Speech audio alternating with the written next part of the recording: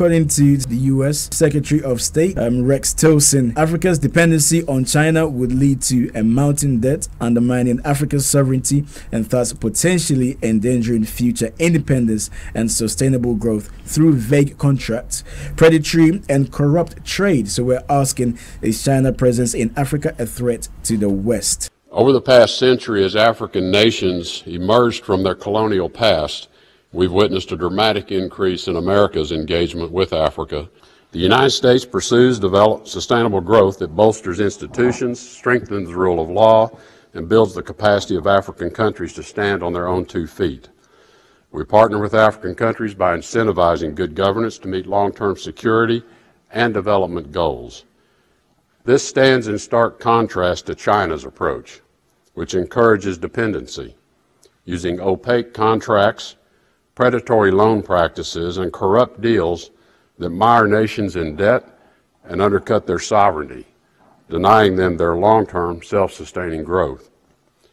Chinese investment does have the potential to address Africa's infrastructure gap, but its approach has led to mounting debt and few, if any, jobs in most countries. When coupled with the political and fiscal pressure, this endangers Africa's natural resources and its long-term economic political stability. Are we sure? Yeah. You have the superpowers, the first and second most powerful countries in the world. They're fighting, scrambling, they just like scramble of Africa. You know, it's not too bad. The only thing, the African nations should sit down and look. Take their time to know who is really committed, China or America. But it's good, really. Great thing. However, it comes at a cost. Yeah. And it is not just a financial cost. The Chinese are just sweeping right across Africa. And that, for me, as much as I welcome them, because I think that to an extent they've done better than the colonial masters, as much as I welcome them, I'm also concerned at the speed of which they are spreading.